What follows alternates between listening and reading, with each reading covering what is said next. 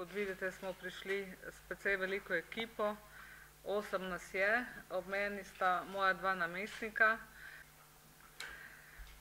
Kar se tiče dela s pobudniki, nas je nekoliko presenetilo izjemno veliko število klicev tistih, ki so želeli priti na pogovor k varuhu.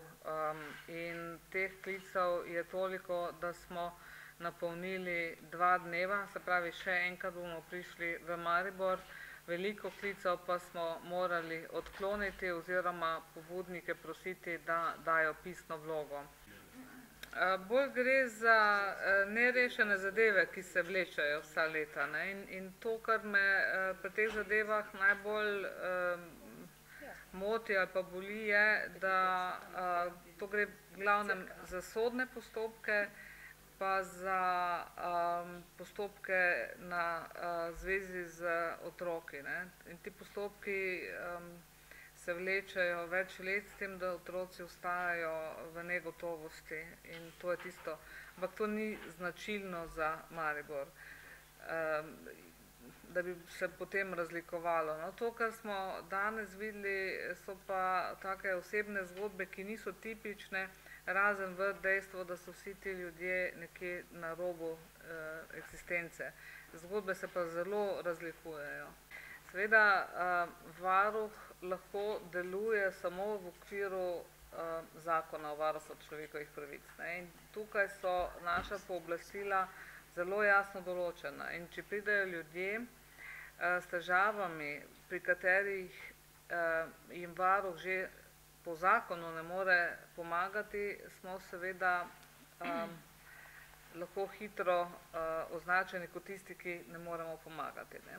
Dostikrat se ljudje obrnejo na nas z zadevami, ki so tako časovno oddaljene, da jih, če gre za sodne, že zdavnaj pravnomočne, če gre za druge zadeve, pa mi že po zakonu ne smemo starejših od 1 leta obravnavati.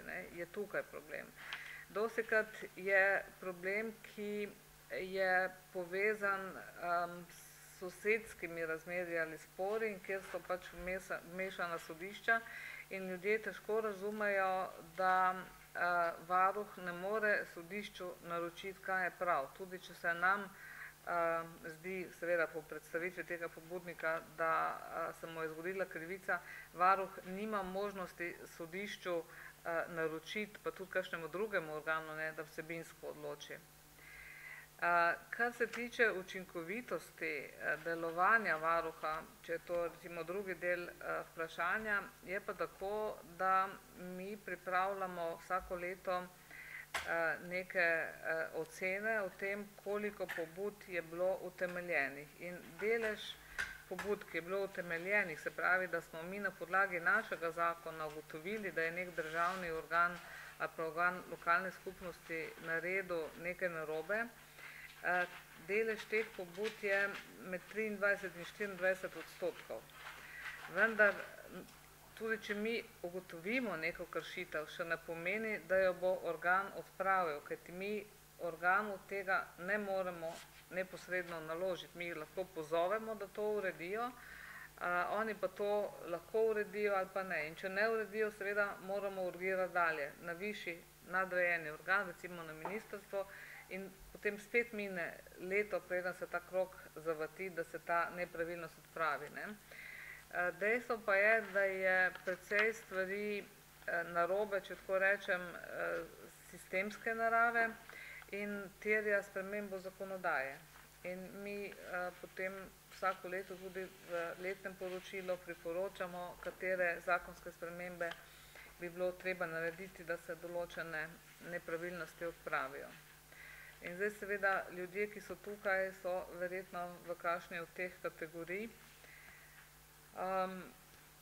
Upravičeno so, bom rekla, nezadovoljni ali pa bi bili nezadovoljni, če bi mi opustili neko dejavnost, ki bi jo v okviru zakona lahko naredili, pa jo nismo. Ampak ne spomnim se, da bi kdaj dobili utemeljen očitek te vrste.